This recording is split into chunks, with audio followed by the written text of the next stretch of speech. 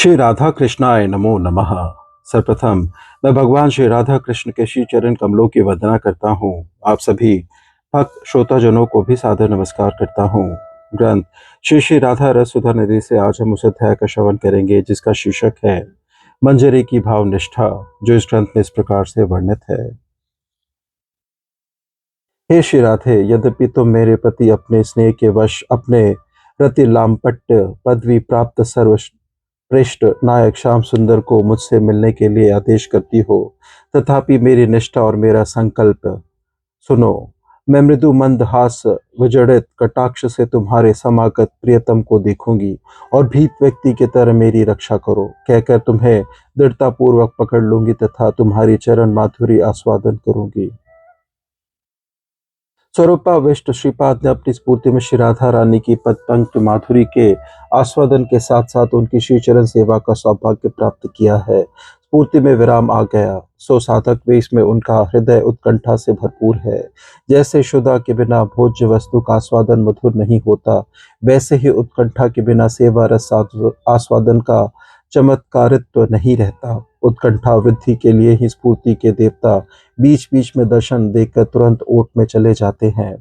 रास के अंतर्धान के पश्चात विरतुरा व्रत सुंदरियों ने श्री कृष्ण के दर्शन प्राप्त किए, पर तभी सहसा श्री कृष्ण ने उन प्रेमवती व्रत सुंदरियों को त्याग दिया। इसका कारण बताते हुए श्री कृष्ण ने कहा, हे सखियों, जैसे कोई व्यक्ति प्राप्त धन को सहसा खोकर उस धन की चिंता में तन्मय हो जाता है, अर्थात धन चिंता में उसकी अन्य समस्त चिंताओं को दबाकर मन पर ऐसा प्रभाव जाल फैलाती है कि उससे मन को मुक्त करना बड़ा कठिन हो जाता है, वैसे ही भजन करने वाले की मुझ में तन्मयता बढ़े। इसी दृष्टि से मैं भजन करने पर भी उसे सहसा दर्शन नहीं देता। इसलिए ब्रजरस वेर मिलन रूपी छाया प्रकाश से युक्त है। सब कुछ भूलकर अभिष्ट के लिए व्याकुल होना ही उन्हें आस्वादन करने का श्रेष्ठतम उपाय है। महाजनों ने भक्ति की इष्ट प्राप्ति की तृष्णा की तुलना सानिपात के रोग की तृष्णा से की है। गोस्वामी पादों ने साशंग भजन का उपदेश दिया है। मैं राधा दासी हूँ। इस संबंध ज्ञान के साथ आशक्ति युक्त भजन से साधक की इष्ट विषय तृष्णा क्रमश प्रबल होगी। अनन्यभिलाष लाभ पूजा प्रतिष्ठा आदि बातें मेरे जैसे जीव के लिए प्रतिबंधक है। प्रकृत भजन रस आस्वादन में ये वस्तु विभत्स लंघेगी। स्वरूप के जागृत होने पर साधक धीरे धीरे इष्ट सेवा में तृष्णाशील होकर यथार्थ राग साधन के सोपन पर पहुंच जाएगा। श्रीपाद का चित्त श्री राधा रानी की सेवा रस में तन्मय है। पिछले श्लोक की स्फूर्ति में पाद संवाहन सेवा रस का आस्वादन प्राप्त कर वे स्फूर्ति में विराम आने पर रो रहे थे। देखते देखते फिर एक मधुर लीला का स्मरण हुआ है। आज सौभाग्य पूर्णिमा तिथि है। सभी युथेश्वरिया आज शाम मिलन के लिए चेष्टावंत है। श्री राधा की पति पक्षा चंद्रावली और उसकी सखिया इस बात की सभी शेष चेष्टा कर रही है कि आज श्री राधा और उनकी सखिया श्याम सुंदर का संग ना पा सके। श्री राधा के समुच्छलित मादन रास का माधुर्य रस श्याम सुंदर को आस्वादन कराने के लिए स्वयं रस ने ही स्वपक्ष प्रतिपक्ष आदि भाव की सृष्टि की है। श्रीमद रूप गोस्वामी पाद ने लिखा है, नाशंश पयंत्र राधाय प्रेमादि गुण संपदाम रसे नैव विप्रसादो मिथ्य साम्यमिवाप्यते। अर्थात श्री राधा के प्रेम आदि गुण संपदाओं का एकांश भी अन्यत्र नहीं मिलता, किंतु रस ने स्वयं अपनी पृष्टि के लिए विपक्षता चंद्रावली आदि में श्री राधा का समता भाव आरोपित किया है। कारण दो सपक्ष विपक्षो भेदा वेव रसप्रदो। स्वपक्ष विपक्ष ये दोनों अत्यंत रसप्रद हैं। सौभाग्य पूर्णिमा पर श्री राधा पक्ष और चंद्रावली पक्ष दोनों ने अपनी अपने युथेश्वरियों के साथ श्री कृष्ण का मिलन कराने के लिए आत्मनियोग किया है। श्री राधा रानी की कृपा से आज हमारे श्रीपाद ने किंकरी के रूप में अति चातुर्य के साथ चंद्रावली पक्ष को वंचित कर श्री राधा के साथ श्याम सुंदर का मिलन कराया है। श्री राधा किंकरी की इस दक्षता को देखकर उस पर परम प्रसन्न है। स्वामिनी की इच्छा है कि वे सौभाग्य पूर्णिमा पर अपनी स्नेहमयी किंकरी के सौभाग्य की महिमा प्रकाशित करे। ईश्वरी जानती है कि इन किंकरियों की भावशुद्धि अति अनिर्वचनीय है। श्रीमती की इच्छा से सखियों को समय समय पर नायिकात्व प्राप्त होता है, किंतु मंजरिया राधा चरणों में अनन्य शरण है। इनमें स्वप्न में भी श्रीहरि से मिलने की इच्छा नहीं जागती। ये नाम से मंजरी है, स्वभाव से भी। भ्रमर का विलास प्रस्फुटित कुसुम के साथ ही होता है, मंजरी पल्लव के साथ भ्रमर विलास नहीं करता।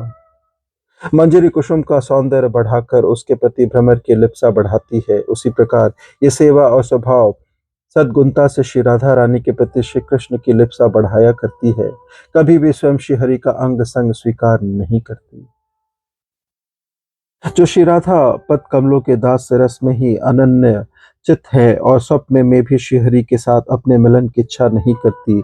श्री कृष्ण बलपूर्वक उनकी कंचुकी छिन्न भिन्न कर कोई आचरण करते हैं तो मंजरिया अश्रुपूर्ण होकर नहीं नहीं इस प्रकार प्रलाप करती हैं, और इस पर मेरी आत्मा अथवा प्राण स्वरूपिणी श्री राधा हंसती है।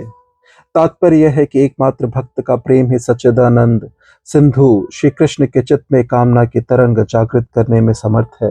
भक्त के प्रेम की जाति और मात्रा के अनुसार श्री कृष्ण के चित्त में उसकी प्रेम सेवा ग्रहण करने के लिए तदनुरूप तरंग जगती है। ये सच्चिदानंद घन श्री कृष्ण स्वरूप का स्वभाव सिद्ध धर्म है। वह सुंदरियों का आत्मेंद्रिय सुख वासना शून्य निर्बल मधुर प्रेम उनकी अनवद रूप रस आदि से संपन्न देह द्वारा श्री कृष्ण सेवा करने की इच्छा प्रकट करता है। प्रेम वश श्री गोविंद के चित्त में भी उनकी प्रेम सेवा ग्रहण करने के लिए अनुरूप कामना ही तरंगे जगती है। इसी को व्रज का नायिका भाव कहा जाता है। व्रज में इस प्रकार कोटि कोटि युथेश्वरिया नायिका भाव से श्री कृष्ण की प्रेम सेवा में निरत है। युथेश्वरी की ऐसी संभोक्षामयी रति के अनुमोदन पूर्ण भाव को सखी भाव कहा जाता है। इसलिए श्री राधा की सखियों के अंतर में श्री राधा के साथ श्री कृष्ण के मिलन को इच्छा ही जागरूक है। फिर भी श्री राधा रानी की इच्छा से अथवा उनकी चेष्टा के समय समय पर उनमें नायिकात्व भी आता है। अथवा यद्यपि सखीर कृष्ण संगमे नाहि मन तथापि राधिका यत्ने कराए संगम, नाना छले कृष्ण प्रेरी संगम कराए, आत्म कृष्ण संग है तय कोटि सुख पाए। किंतु सेवा प्राण मंजरियां सोचती है कि उनके देह सभी प्रकार से श्री राधा के चरणों में समर्पित है, इसलिए उस देह से श्री राधा माधव की प्रेम सेवा के अतिरिक्त और कुछ नहीं होगा।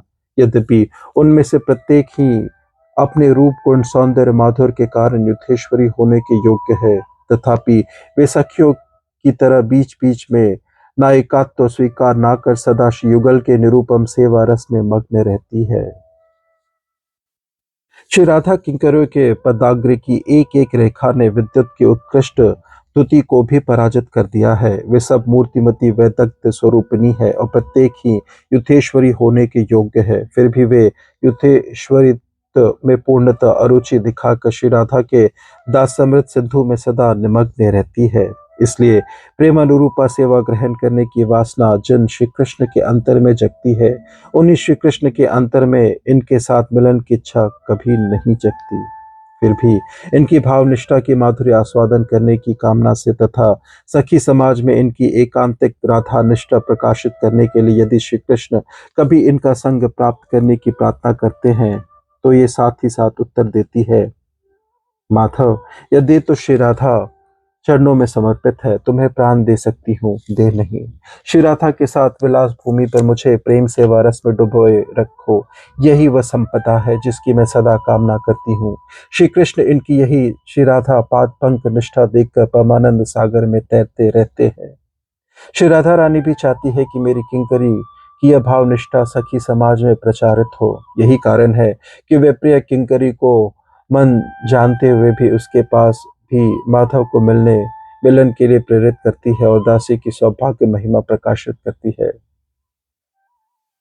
आज किंकरी की सेवा से संतुष्ट होकर श्रीमती अपने रति लामपट्य पदवी प्राप्त सर्वश्रेष्ठ नायक से कह रही है, प्रियतम, आज सौभाग्य पूर्णिमा तिथि पर मेरी प्रिय किंकरी तुम्हें चंद्रावली के कवल से निकालकर मेरे कुंज में लाई है, इसलिए आज पहले उसके साथ मिलन कर उसकी इस वैदग्धि का पुरस्कार दो। यहाँ श्याम सुंदर को रति लामपट्य पदवी प्राप्त कहने का तात्पर्य यह है कि वे प्रेमिकों के भावों के अनुरूप प्रेम माधुरी के आस्वादन में लंपट है, उसके आस्वादन के लिए लोलूप है। वे किंकरी की भावनिष्ठा का आस्वादन कर आनंद प्राप्त करेंगे। दासी को भी यथा योग्य पुरस्कार दिया जाएगा। श्रीमती की बात सुनकर नागर दासी से मिलने के लिए दौड़ पड़े हैं। उन्हें आता देखकर किंकरी किंचित हास्य के साथ पुलकित देश श्रीमती के निकट जाकर भीत व्यक्ति की तरह उन्हें दृढ़तापूर्वक पकड़कर कहती है, राधे, अपने धृष्ट नायक के हाथ से मेरी रक्षा करो स्वामिनी, मैं तुम्हारी शरणागत हूँ। श्री युगल किंकरी की भावनिष्ठा देखकर और उसकी तात्कालिक भीति विजड़ित अति मनोरम अवस्था लक्ष्य कर परमानंद में डूब जाते हैं। किंकरी श्रीमती के चरणों की ओर देखकर कहती है, तुम्हारे चरणों को छोड़कर मैं जीवन मरण में और कुछ नहीं जानती स्वामिनी। तुम्हारी चरण रस माधुरी का आस्वादन ही मेरा काम है। तुम अपने नायक को मेरे लिए ऐसा आदेश क्यों देती हो? किसी किसी ने श्लोक के कटाक्षरों लोके स्मित सहचैर जात पुलंक सामशलश्यामी इस अंश की व्याख्या इस प्रकार की है। किंकर श्री कृष्ण के प्रति कटाक्षपात कर पुलकित देह से सहास्य वदन आलिंगन करने की प्रार्थना कर रही है, किंतु ऐसा मानने से श्लोक के अंत में रस्से तत्पदम रसम इस प्रकार मंजरी की भाव निष्ठापूर्ण जो उक्ति है उसकी कोई संगति नहीं रहती, और इस प्रकार की व्याख्या से मंजरी भाव ही नहीं सखी अथवा नायिका भाव की भी सही सही रसपुष्टि नहीं होती।